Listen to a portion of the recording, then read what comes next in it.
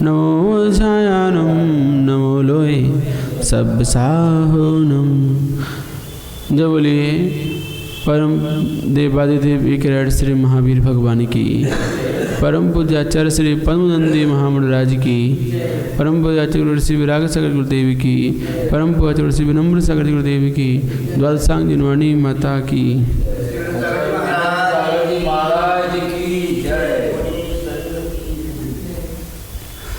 पद्मनंदी पंचम संतिका में कल हमने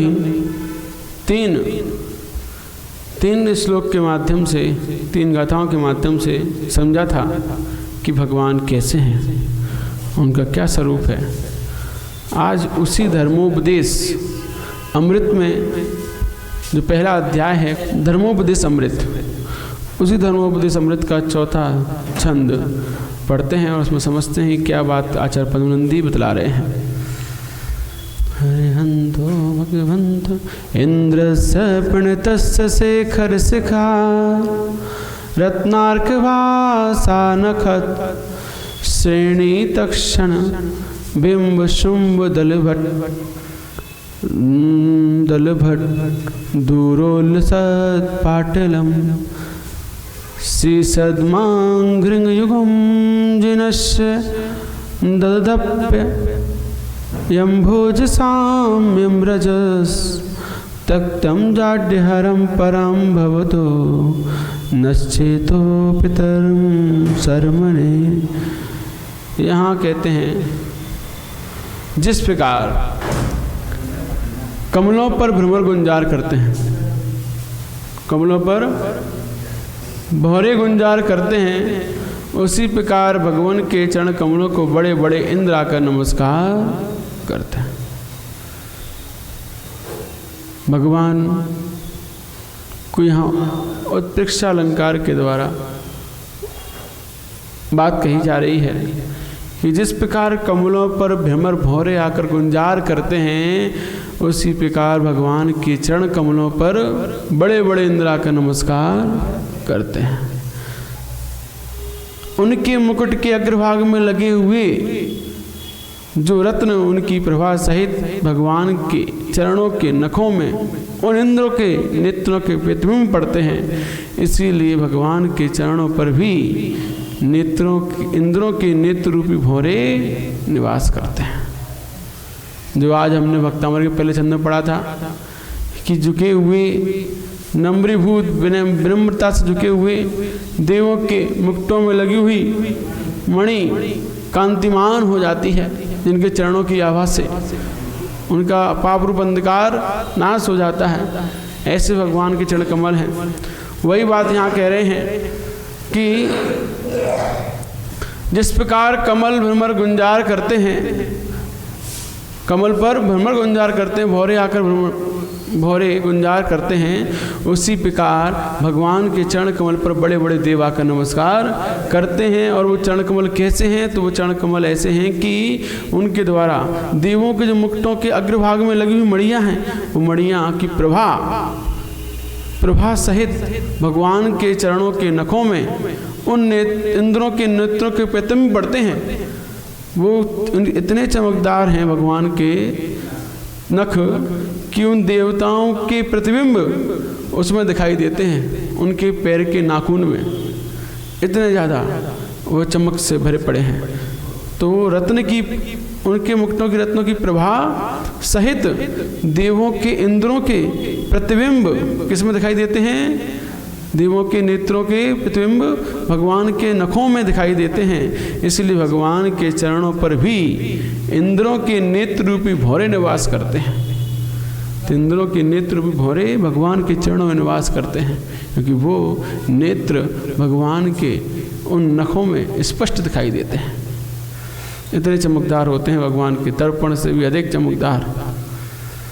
जिस प्रकार कमल को सफ़ेदी लिए लाल होते हैं, उसी प्रकार भगवान के चरण कमल भी कुछ सफ़ेदी लिए लाल वर्ण के हैं।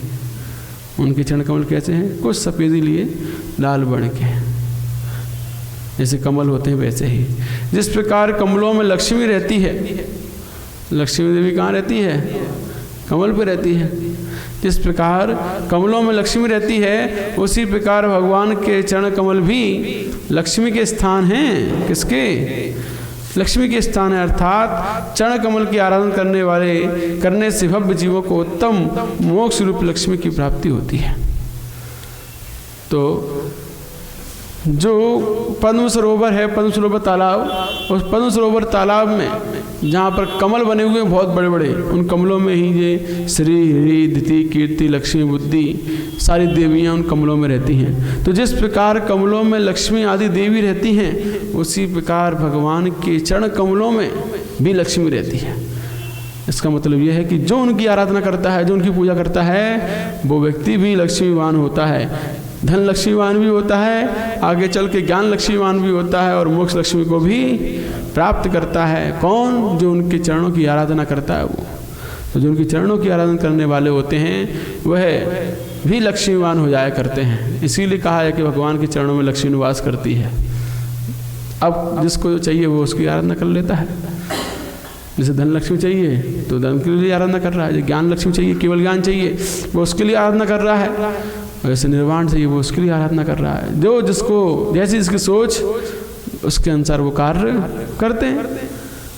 सामने सब कुछ रखा है, लेकिन हमारी सोच कैसी है उसी के अनुसार हम काम करते हैं। सामने रत्न भी रखे हैं, सामने गड्डियाँ भी रखी हैं, हमें क्या लेना है वो हमारे ऊपर निर्भर करता है। भगवान के पास तो अनंत गुण हैं, वो चाहिए या लक्ष्मी चाहिए, जो चाहिए वही मिलेगा।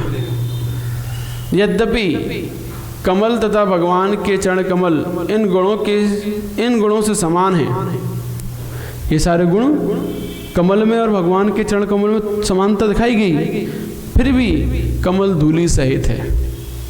किससे सहित है? धूलि से। उसमें धूल मिट्टी लगी रहती है कमल में, जड़ है। कैसा है? जड़। उसके अंदर कोई भी खुद की ज्ञान समझ आदि नहीं है, जड़ है। और भगवान के चरण कमल धूलि अर्थात पाप से रहित हैं, जड़ता को दूर करने वाले हैं। अतः कमलों से भी उत्कृष्ट भगवान के चरण कमल सदा मेरे मन में स्थित रहें, मेरा कल्याण करें। इस प्रकार भगवान के उन चरण कमलों की स्तुति की गई है, जिन चरण कमलों में देवता लोग आकर, बड़े बड़े इंद्र लोग आकर नमस्कार करते हैं। जिन चरण कमलों में नमस्कार करने से उनके मुकुटों में लगी हुई मणियाँ कांतिमान होती हैं और इंद्रों के नेत्रों के प्रतिबिंब उस कांति सहित भगवान के नखों में नजर आते हैं। इसीलिए इंद्र रूपी नेत्र वहाँ पर गुंजार करते हुए दिखाई दिया करते हैं। इस प्रकार उपमा दी गई, लगाई जा रही है कमल से। जैसा कमल है वैसे भगवान के चरण कमल। चरण कमल लाल सफ़ेद हैं, उसी प्रकार कमल भी लाल सफ़ेद होता है।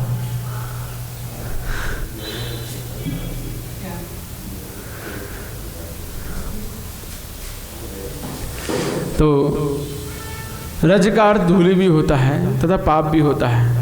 रज माने धूलि और पाप मल ये होता है। इसलिए कमल तो धूलि सहित है, किंतु भगवान के चरण कमल धूलि रहित हैं। अर्थात चरण कमल की सेवा करने से पापों का नाश हो जाता है।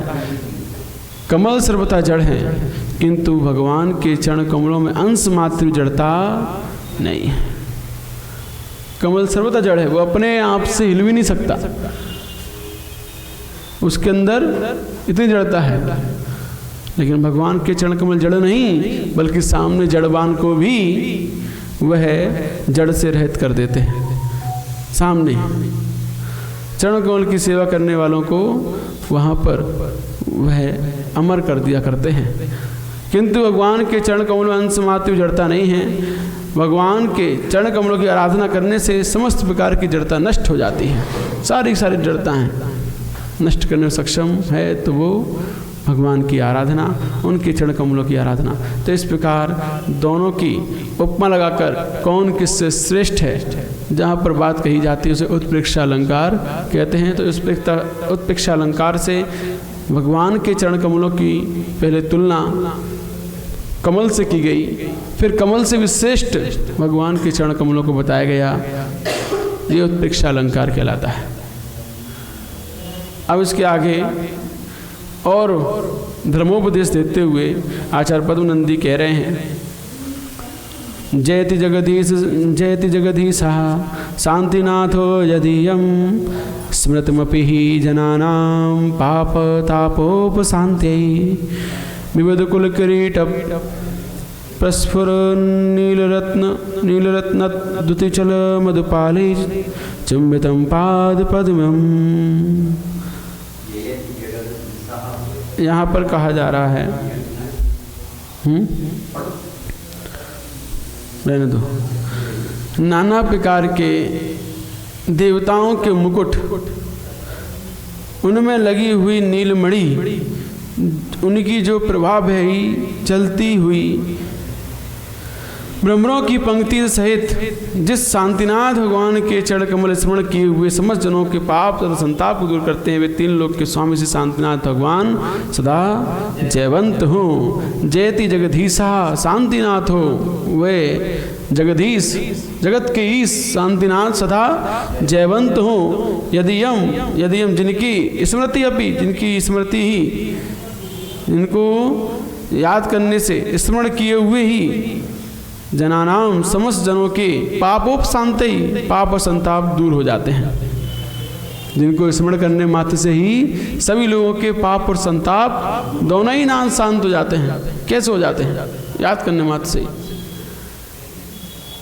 क्यों हो जाते हैं? वो इसीलिए हो जाते हैं क्योंकि भगवान पाप और संताप दोनों से रहित हैं, और जो जिससे रहित होता है उसको याद किया जाए तो उस जैसे ही हमारे अंदर लक्षण प्रकट होते हैं। तो इसीलिए भगवान पापों से भी रहित हैं। मन रूपी संताप, उनके अंदर किसी प्रकार का मानसिक तनाव, टेंशन, स्ट्रेस कुछ भी नहीं है। इसीलिए उनके पास जाने से, उनको स्मरण करने से हमारे मन के भी पाप और संताप दोनों दूर होते हैं, हम दोनों से रहित होते हैं। तो यहाँ वही है, विबुध कुल किरीट प्रस्फुर नीलरत्न द्युतिम चल मधुपाली चुम्बितम पाद पद्मम। तो नाना प्रकार के देवताओं के मुकुट, अनेक प्रकार के देवताओं के मुकुट, उनमें लगी नीलमणि,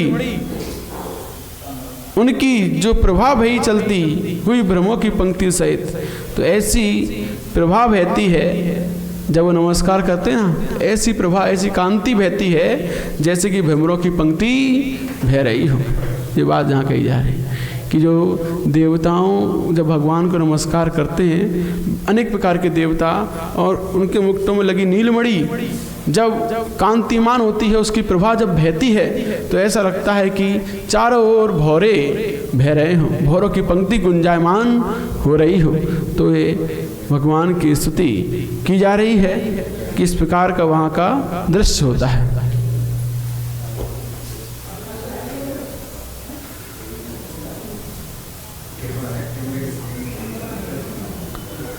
आगे पढ़ते हैं, सा जयति जन देवो सर्वविद विश्वनाथो वितत वचन हेतु करोध लोभादिमुक्तः शिव पद पांथ प्राणिपाथे मुच्चैर्जनित परम शर्मः येन धर्मोऽभ्युदयायि।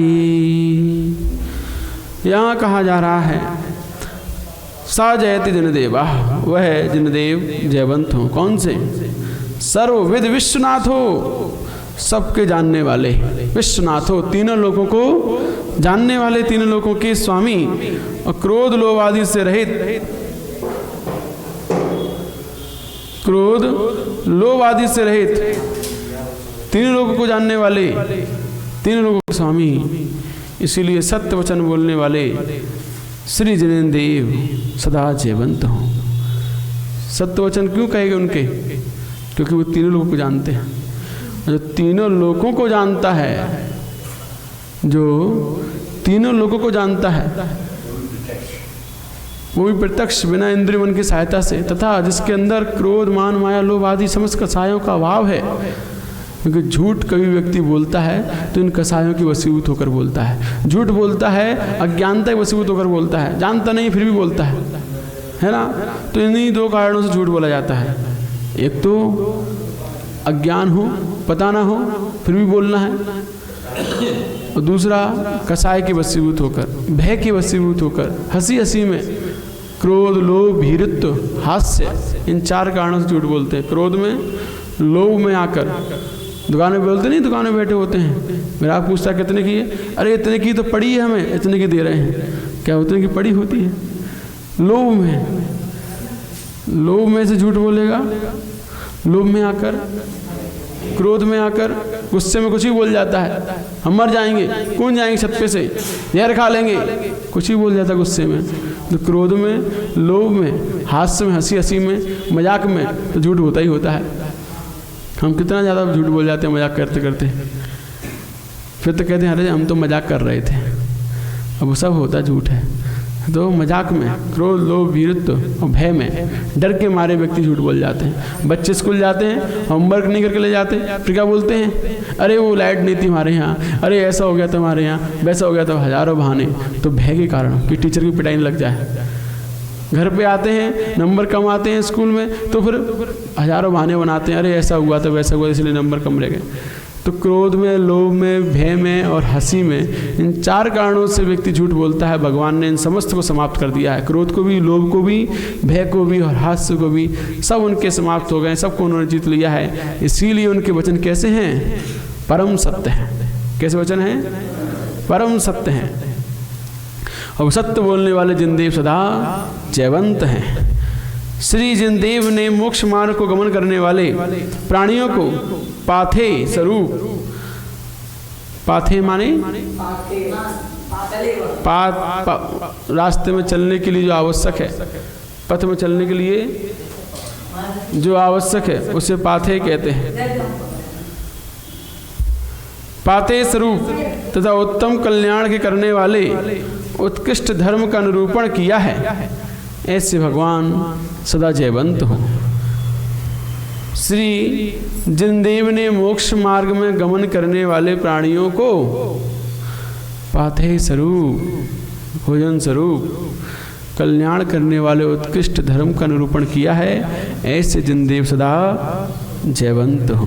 बस ये बात यहाँ पर उनकी स्तुति करते हुए कही जा रही है कि जो सबको जानने वाले 3 लोगों के स्वामी हैं, क्रोध, लोभ, हास्य से रहित हैं, इसीलिए सदा सत्य वचन बोलते हैं। और जिन्होंने उन सत्य वचनों से सब जीवों के लिए मोक्ष मार्ग प्रशस्त किया है, मोक्ष मार्ग दिया है, ऐसे भगवान सदा जयवंत रहें। ये बात यहाँ बतलाई जा रही है।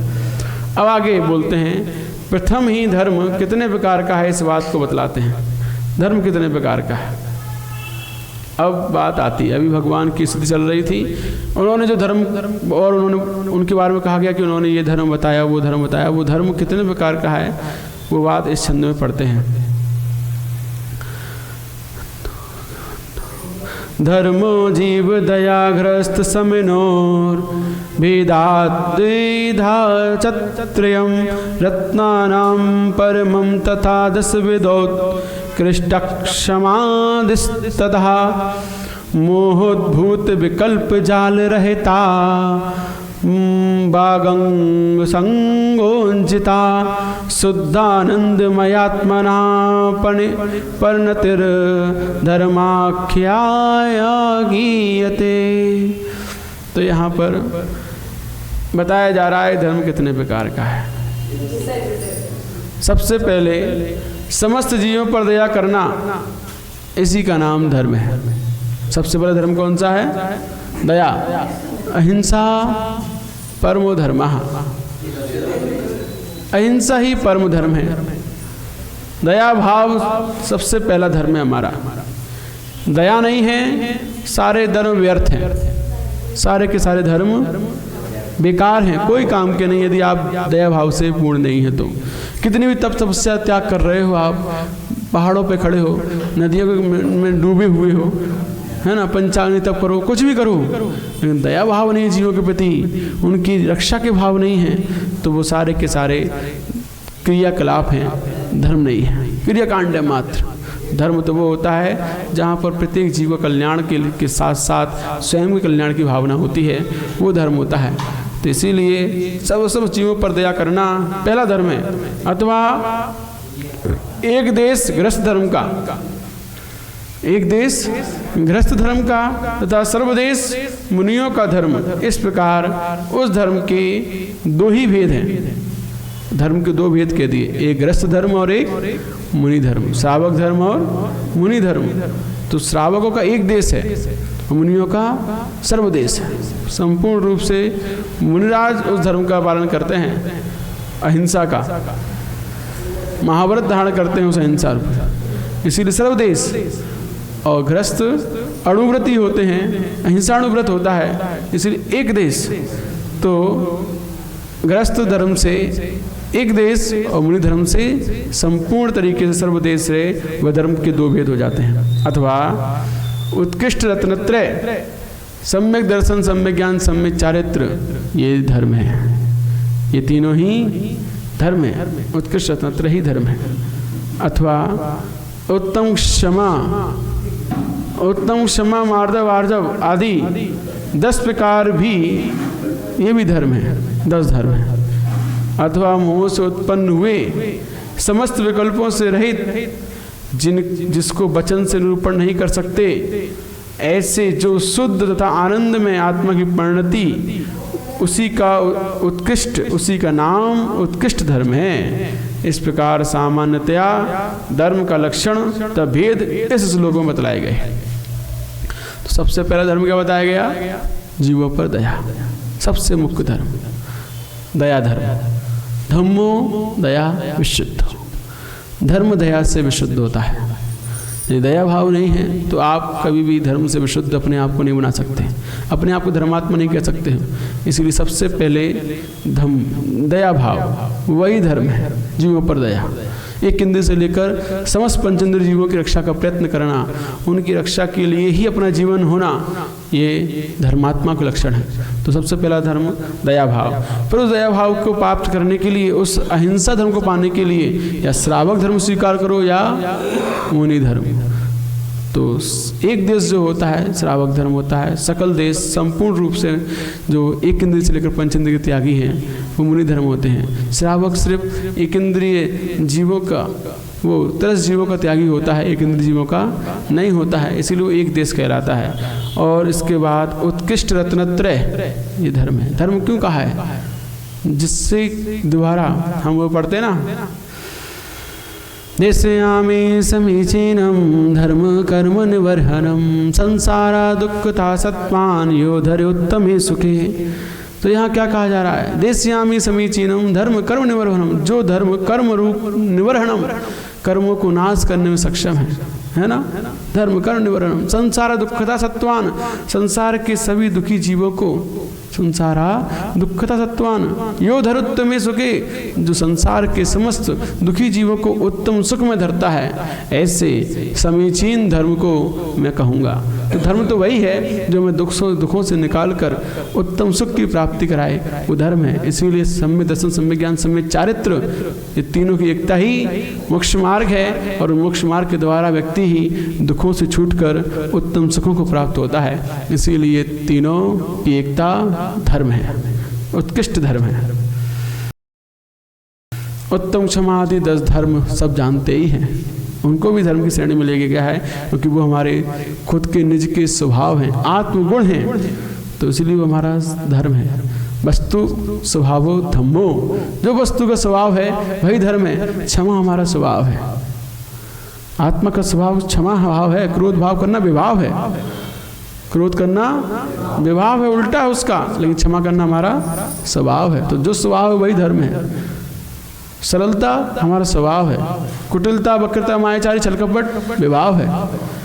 विनम्रता, नम्रता आत्मा का स्वभाव है, और अहंकार विभाव है। तो जो जो स्वभाव है वो सब धर्म है। तो ये 10 धर्म हमारे स्वभाव है, इसीलिए इनको धर्म कहा है। और मोह से उत्पन्न हुए समस्त विकल्पों से रहित, जो हमारे मोह से उत्पन्न होते हैं ना, मोह भाव से, उन सारे विकल्पों से रहित, जिनको वचन से हम निरूपण नहीं कर सकते, वचन से नहीं कह सकते, कब? जब हम मोह से रहित होते हैं, मोह से उत्पन्न होने वाले सारे विकल्पों से, संकल्प विकल्पों से रहित निर्विकल्प होते हैं, तब हमारी जो आत्म परिणति है, शुद्ध आनंदमयी आत्मा की जो परिणति है, उसको हम अपने वचनों से नहीं कह सकते। चाह कर भी आत्मानुभूति सुनाई ना गई।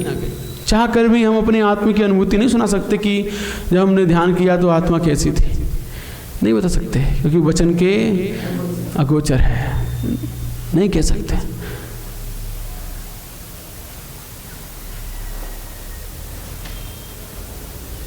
तो एक लाइन है पद्यानुवाद, उसमें कहा गया है कि चाह कर भी आत्मानुभूति सुनाई ना गई, कि आत्मा अपनी आत्मा में इतनी लीन हो गई कि उसकी स्थिति हमसे अब बतलाई ना गई। तो वो वचन के अगोचर उसकी परिणति होती है। इतने सारे शुद्धोपयोगी संत हुए, लेकिन किसी ने भी लिख नहीं पाया कि हमने अपने शुद्धोपयोग में क्या अनुभव किया। बिजली के तार में करंट होता है, बिजली के तार में करंट होता है, लेकिन कोई बता नहीं सकता कि वो करंट को छूने पर कैसा लगता है। वह अनुभूति वचन की अगोचर होती है। वो करंट दिखता भी नहीं है बहता हुआ तार में, वो तो जब छूओगे तब पता चलेगा कैसा लगता है ना। तो वचनों के अगोचर है। तार में भले ही लाइट है, लेकिन दिखती क्या? इस शरीर में आत्मा है, दिखती नहीं है, लेकिन जब अनुभव करते हैं तो समझ में आती है। ऐसे ही वो चुपका उस तार से, तब समझ में आएगा कि हाँ लाइट है या नहीं है। तो इसलिए वह आत्मानुभूति वचन के अगोचर है, वचनों से हम उसको नहीं कह सकते। तथा जो इन सब रूप से सबसे उत्कृष्ट धर्म यही है, आत्मानुभूति रूप जो परिणति हमारी हुई है, वो सबसे उत्कृष्ट धर्म है। तो इस प्रकार ये धर्म के लक्षण बतलाए गए हैं, क्योंकि वहाँ पर हम अपने स्वभाव को प्राप्त करते हैं। जब हम मोह से रहित होकर समस्त संकल्प विकल्पों से दूर होते हैं, आत्म अनुभूति की ओर अग्रसर होते हैं, अपने स्वभाव को प्राप्त होते हैं, ये सबसे उत्तम धर्म है। यही स्वभाव है, वस्तु स्वभावो धम्मो। यही हम स्वभाव में जब लीन हो जाते हैं, धर्म में लीन हो जाते हैं, धर्म को प्राप्त हो जाते हैं। तो यहाँ इस प्रकार इन सब माध्यमों से धर्म के बारे में बतलाया गया कि धर्म कौन कौन से हैं। अब इसके आगे दया धर्म का वर्णन 4 श्लोकों के माध्यम से करेंगे कल। आज समय पूर्ण हुआ।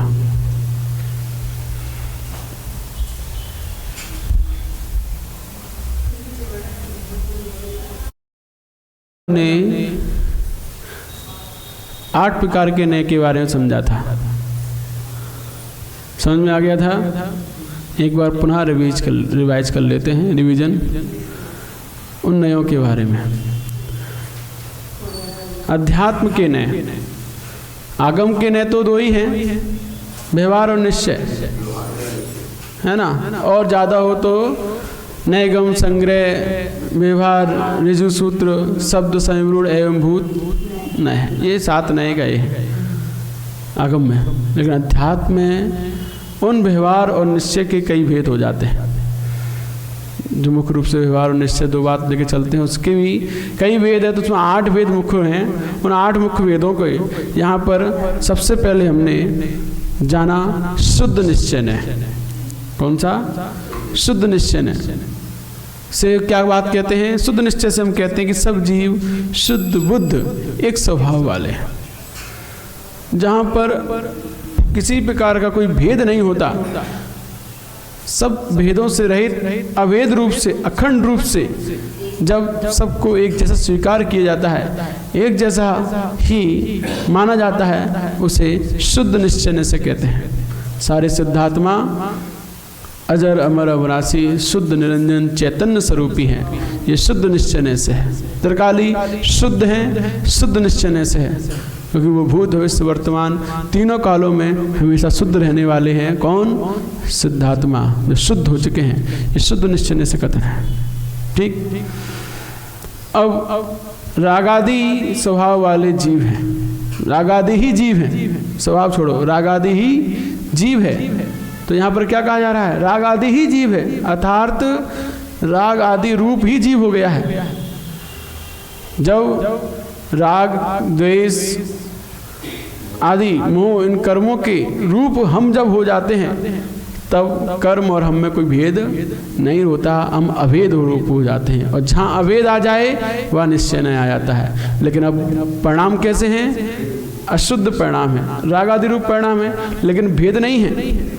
जीव में और परिणामों में कोई भेद नहीं रहा। हम भी राग रूप हो गए, राग का उदय आने पर हमारे परिणाम भी, जीव के परिणाम भी राग रूप हो जाते हैं, तो वो भी उसमें तन्मय हो जाता है, एक में एक हो जाता है, दूध में पानी की तरह, तो वो निश्चय कहलाता है। लेकिन अशुद्ध रूप हुआ है, इसीलिए अशुद्ध निश्चय है। ये कौन सा है? राग आदि ही जीव है, अशुद्ध निश्चय है। और गुण गुणी का भेद होने पर भी भेद का उपचार, गुण गुणी का अभेद होने पर भी भेद का उपचार किया जा रहा है। अर्थात गुण और गुणी सदैव एक ही रहते हैं, कभी अलग नहीं होते। नींबू से खट्टापन क्या कभी अलग होता है? नहीं होता है। गुड़ से मीठापन कभी अलग होता है? नहीं होता। तो गुण कभी गुणी से अलग नहीं होते। जिस गुण में, जिस गुणी में जो जो गुण हैं वो सब उसी के साथ रहते हैं। बिना गुणी के गुण नहीं पाए जाते हैं। पाए जाते हैं कहीं? मीठा गुण कहीं अलग पाया जाता हो तो बता दो। शक्कर और गुड़ को छोड़ के अलग से मीठा मिल जाए, शक्कर गुड़ मत खाओ, है ना? तो गुणी के आश्रय ही गुण रहा करते हैं। फिर भी उपचार से भेद करना, है ना? अभेद होने पर भी, अभेद होने पर भी, एक होने पर भी भेद कर रहे हैं हम, तो उसमें कह रहे हैं कि आत्मा में ज्ञान है, दर्शन है, चारित्र है, जबकि दोनों एक ही हैं। जहाँ जहाँ ज्ञान है वहाँ वहाँ जीव है, आत्मा है, एक में ही है, फिर भी भेद कर रहे हैं। अलग अलग कथन करना, ये सद्भूत व्यवहार ने है।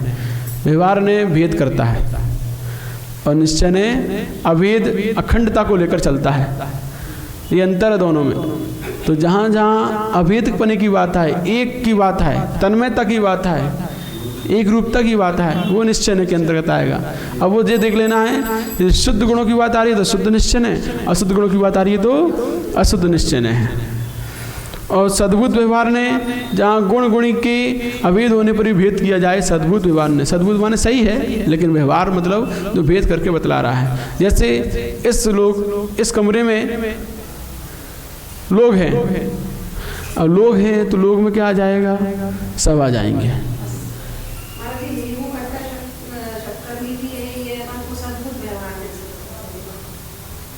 नींबू खट्टा है, शक्कर मीठी है, हाँ जी, हमने अलग अलग भेद किया, सद्भूत व्यवहार ने है।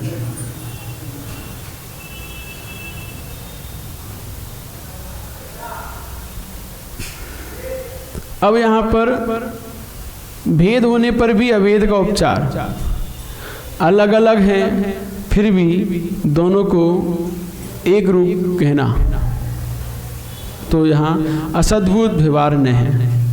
भेद होने पर भी अभेद का उपचार, जैसे कल बताया था, पानी का घड़ा, घी का घड़ा, तो भेद है कि नहीं दोनों में? घड़ा अलग है, पानी अलग। अभेद का उपचार, मिट्टी घड़े को पानी घड़ा कहना, घी का घड़ा कहना है। मिट्टी का कहा किसका जा रहा है? घी का, पानी का। तो ये अभेद होने, भेद होने पर भी अभेद का उपचार जो किया जा रहा है असद्भुत व्यवहार ने है। वैसा नहीं है इसीलिए असद्भुत है, लेकिन भेद करने हैं तो व्यवहार ने है, तो ये असद्भुत व्यवहार ने से कथन है। हाँ, फिर भी अभेद का उपचार कर रहे हैं, असद्भुत व्यवहार ने। और अनुपचरित शुद्ध सद्भुत व्यवहार ने, अनुपचरित शुद्ध सद्भुत व्यवहार ने, जीव के केवल ज्ञान आदि गुण हैं, तो जीव को अलग लिया, गुणों को अलग लिया, भेद किया, तो भेद करने से क्या हो गया? ये व्यवहार ने हो गया। कि जीव के केवल ज्ञान, केवल दर्शन, केवल अनंत सुख, अनंत वीर आदि गुण हैं, तो भेद किया, लेकिन जहाँ पर बिल्कुल सही बात कही है, इसीलिए सद्भूत अनुपचरित, इसमें किसी प्रकार का कोई उपचार नहीं है, ये जीव के शुद्ध गुण होते ही हैं।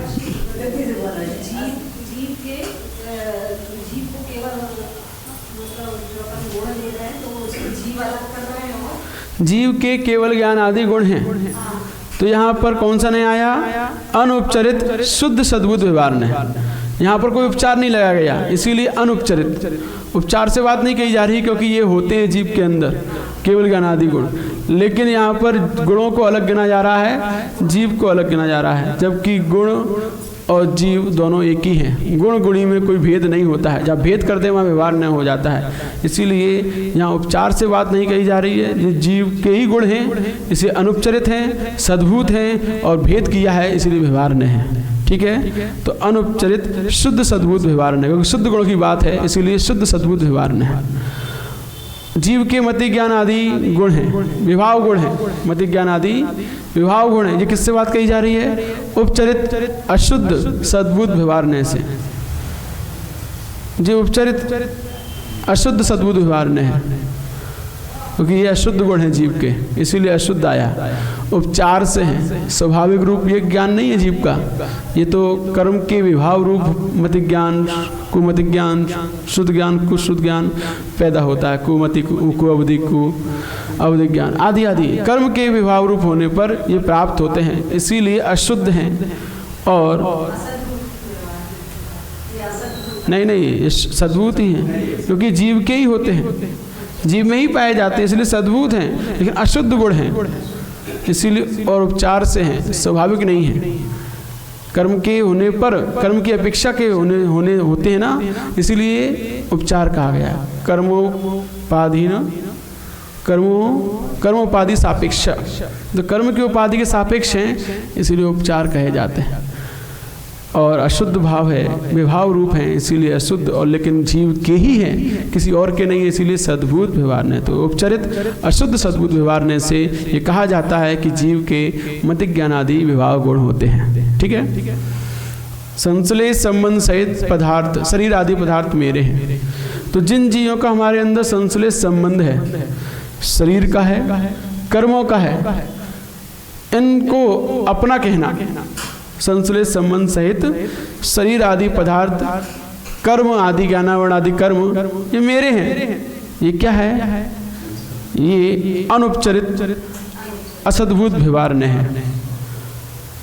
अब यहाँ पर उपचार नहीं है, क्योंकि यहाँ ये शरीर मेरा ही है, कर्मबंध मुझसे ही, आत्मा मेरी आत्मा से ही है, इसलिए उपचार की बात नहीं है कोई प्रकार की, लेकिन अशुद्ध है। क्या है? असद्भुत है, सही नहीं है, ये कर्मोपाधि सापेक्ष है, असद्भुत है, क्योंकि शरीर आत्मा दोनों पुद्गल हैं, क्योंकि वो हाँ इस अपेक्षा कहा जाएगा, और इस अपेक्षा भी कहा जाएगा कि वो कर्म रूप, वो पुद्गल रूप है, और आत्मा जीव रूप है, तो दोनों अलग हैं, अलग अलग हैं, फिर भी अपना कहा जा रहा है, इसीलिए असद्भुत है।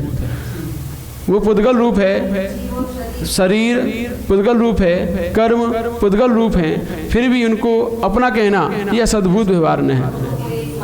हाँ, संश्लेष संबंध सहित पदार्थों को अपना मानना अनुपचरित असद्भुत व्यवहार न है। और जो उनका हमसे कोई संश्लेष संबंध नहीं है, फिर भी उनको अपना कहते हैं, मेरे पुत्र, मेरी पत्नी, मेरा मकान, मेरा दुकान आदि आदि, ये उपचरित असद्भुत व्यवहार ने है। उपचरित, उपचार से हैं ये सब। किससे हैं? उपचार से मेरे हैं, संयोग मात्र है इनका, इसीलिए मेरे हैं, अन्यथा ना इनका मेरे से कोई संश्लेष संबंध है, ना ही कोई, बस केवल संयोग संबंध है, इसीलिए उपचार से इनको कहा जाता है ये मेरे हैं, लेकिन मेरा कोई भी नहीं है, इसीलिए असद्भुत है, सद्भुत नहीं है। तो इस प्रकार ये 8 नयों को समझ लोगे, तभी आपको ये द्रव्य संग्रह अच्छे समझ में आएगा कि कौन सी बात किस नय से कही जा रही है ना। ये 8 नय समझ में आ गए, कल बताए थे, आज फिर बता दिए, और कल पढ़ के आना, फिर पूछ लेना, क्योंकि कोई भी नई चीज़ एक बार में समझ में, हाँ कन्फ्यूजन है भैया, कान में फ्यूज नहीं करना है, कन्फ्यूजन भले ही कर लेना। आगे चलिए 8 नंबर की गाथा पढ़ते हैं। पुग्गल कम्मादीनम कत्ता व्यवहार दो दुनिक्षेदो चेदन कम्मानादा शुद्ध नया शुद्ध भावानम। बढ़िए।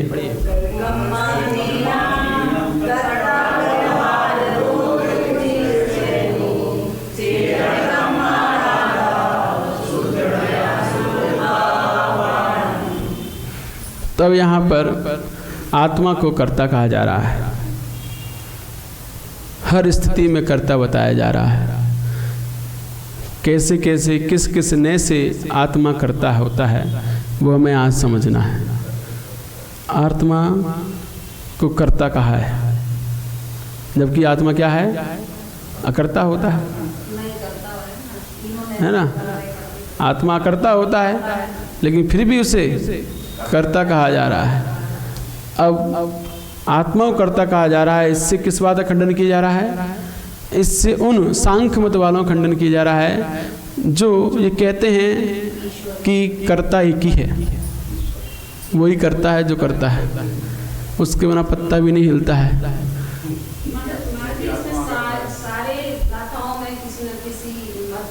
किसी न किसी मत के बारे में खुलासा किया गया है ना। तो ये यहाँ पर समझिए आत्मा कर्ता कैसे है।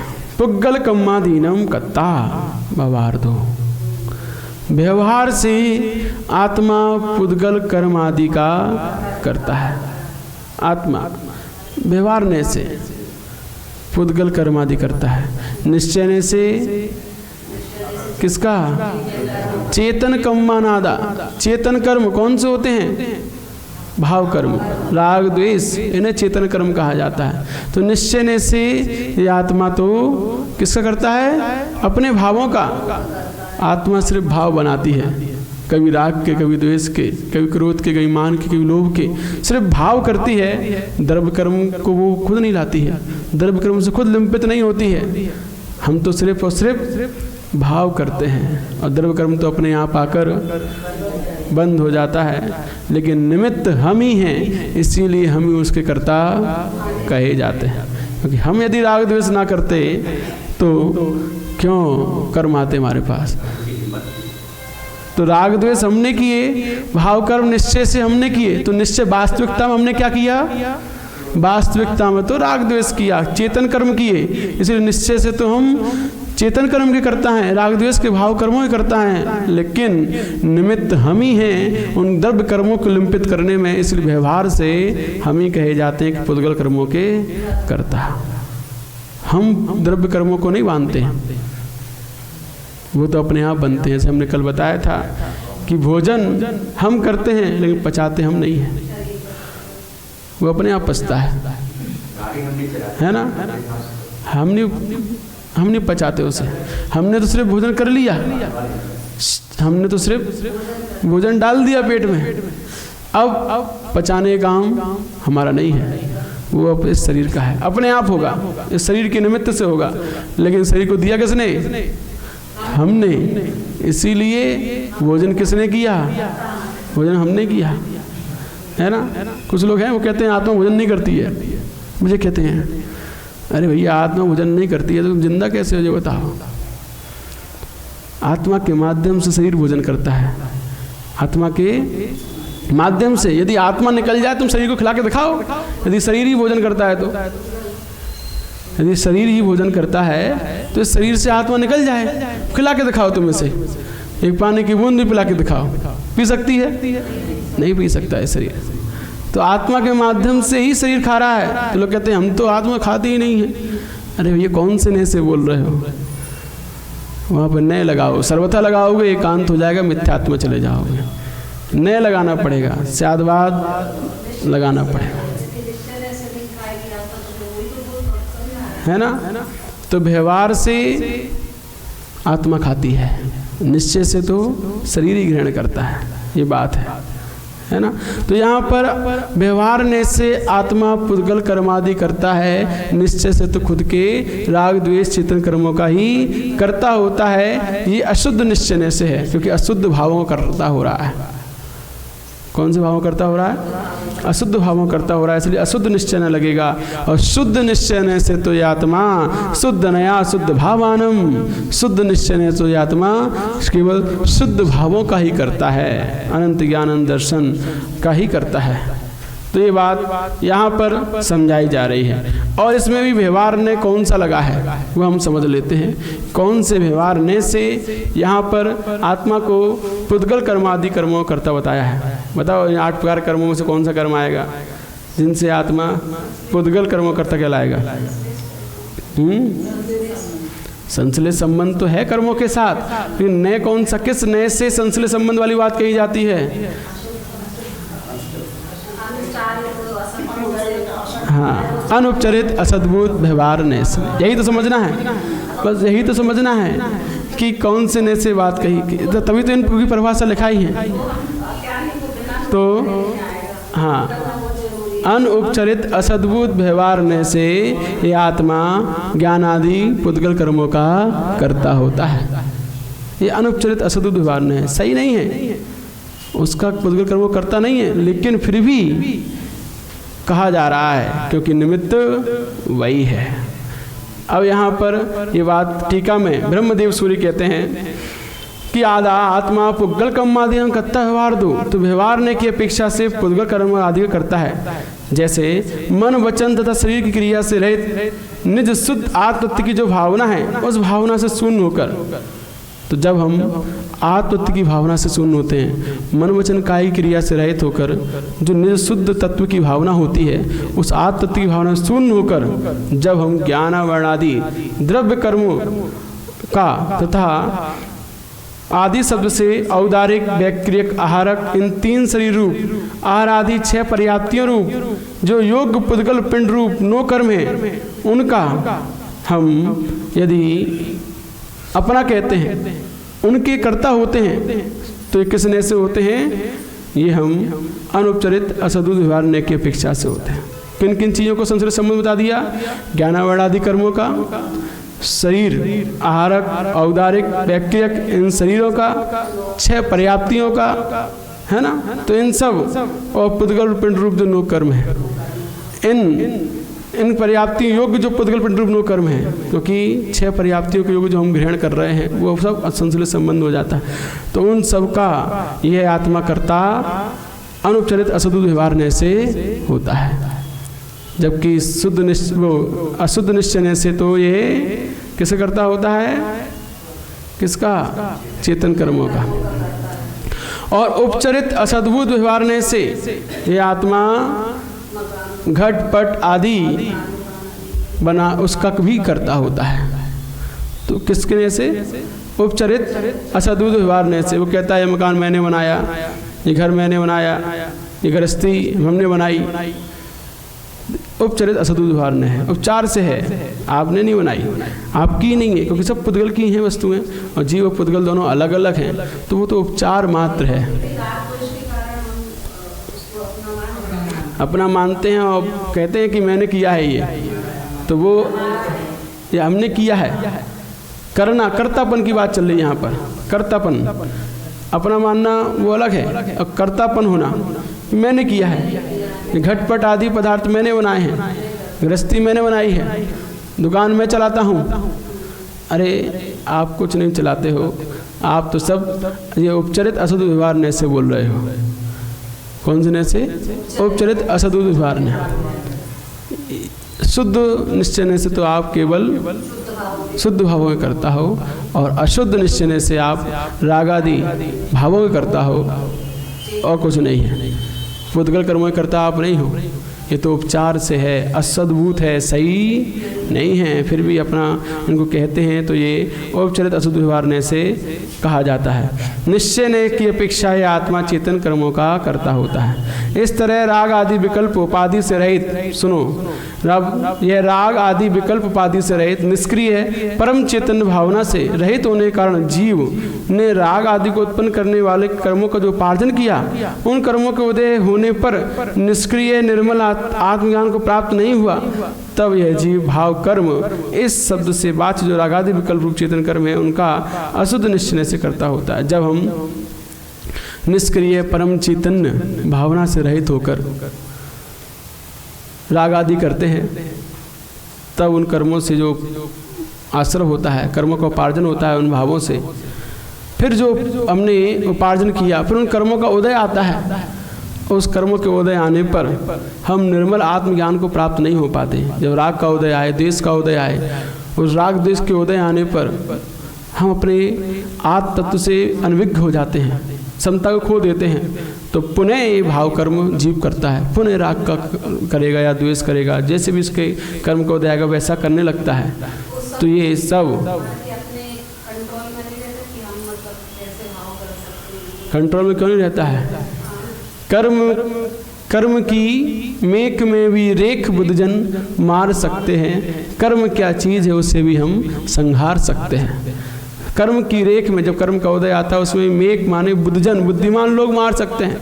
बुद्धिमान लोग ही अपने ज्ञान के बल पर, समता के बल पर उन कर्मों को निर्जरा कर दिया करते हैं, और अज्ञानी लोग उन कर्मों के उदय में उसी रूप हो जाया करते हैं और उसी रूप होकर भाव कर्म रूप फिर करते हैं। तो यही तो अशुद्ध निश्चय है। जो कर्म का उदय आया उसी रूप हम हो गए, अभेद हो गया कर्म में और जीव में। क्या हो गया? कर्म का उदय आया वैसा ही जीव हो गया। दूध में पानी जैसा, जैसे दूध में पानी मिलाया, पानी कैसा हो गया? दूध रूप हो गया। ऐसे ही जिस कर्म का उदय आया उसी कर्म रूप हम हो गए। कर्म और हम में कोई अंतर नहीं रहा, अवेद पना हो गया। यही निश्चय है। जहाँ अवेद पना आए वो निश्चय है, और अशुद्ध पना रहा क्योंकि हमने अशुद्ध भाव किए, इसीलिए अशुद्ध निश्चय से हम अपने राग द्वेष भावों के कर्ता होते हैं। ये बात यहाँ कही जा रही है। अशुद्ध निश्चय का अर्थ कर्मोपाधि से उत्पन्न होने वाला जो है वो अशुद्ध निश्चय है, कर्मोपाधि सापेक्ष। तो ये भाव कर्म किससे हैं? कर्म से उत्पन्न हुए। कर्म का उदय आया जैसा वैसे ही हमारे भाव कर्म उत्पन्न हुए। तो ये अशुद्ध निश्चय है। और शुद्ध निश्चय है शुद्ध भाव। जब जीव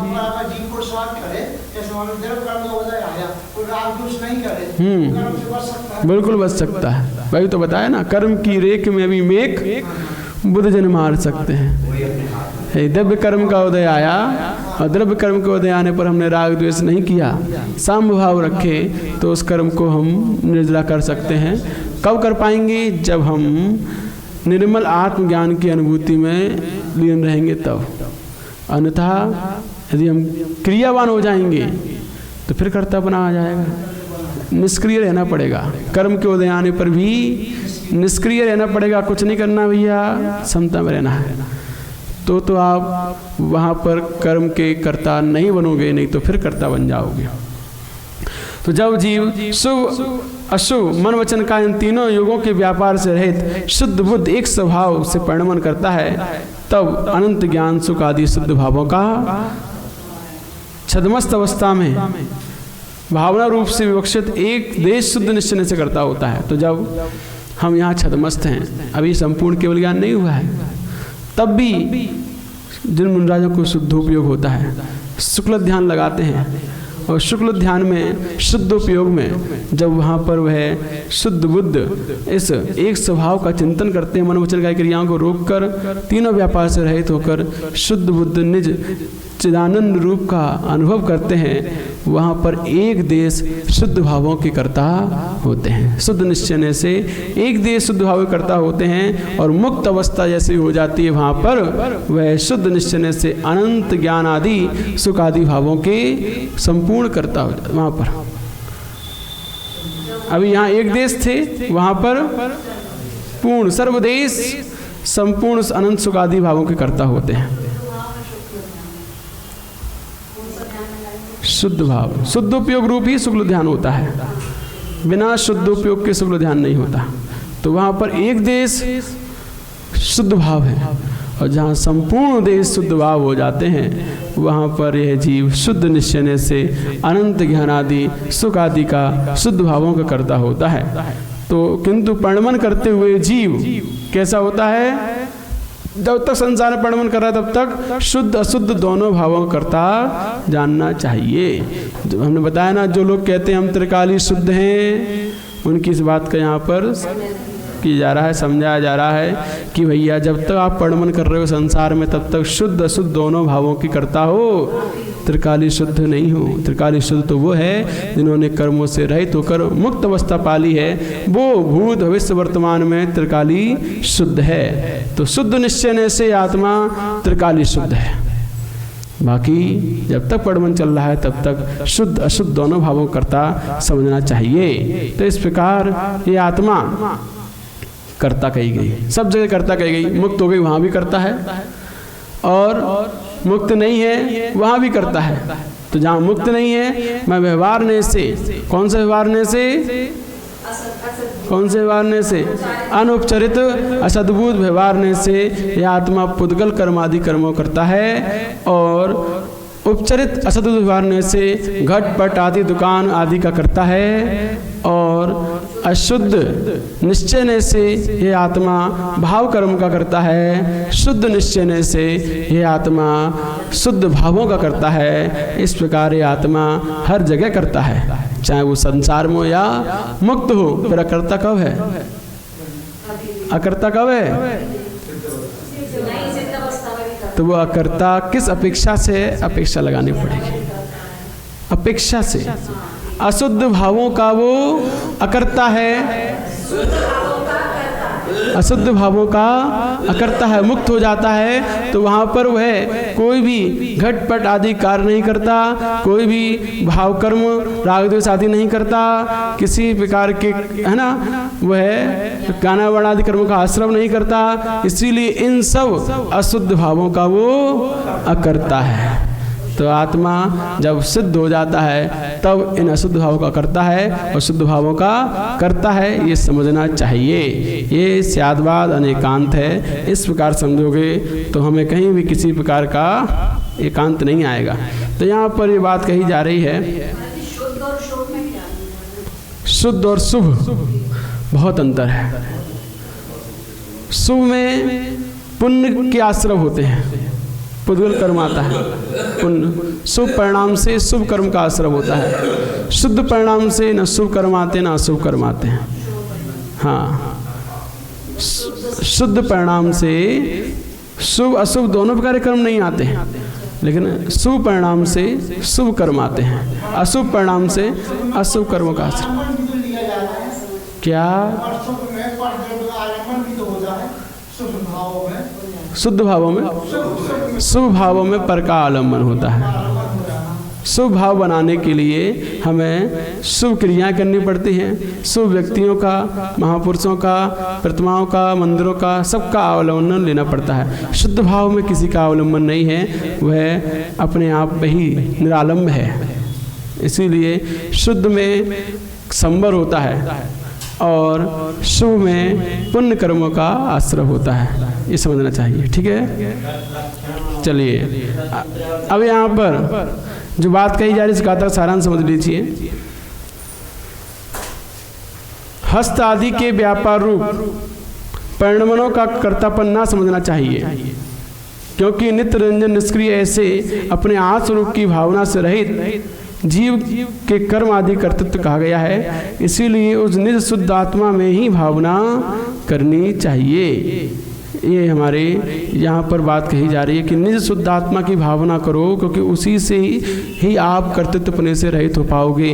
इस तरह सांख्य मत के प्रति एकांत से जीव करता नहीं है, इस बात की यहाँ पर निराकरण किया गया है। ये निराकरण, हमने तो अपनी बात का मंडन किया, उनका खंडन अपने आप होता है, निराकरण किया है। तो इसकी मुख्यता से ये गाथा समाप्त हुई। अब इसके आगे कल हम और जानेंगे चेतन भावों के बारे में, निश्चय से आत्मा किन भावों करता है। ठीक है, आज के लिए समय समाप्त।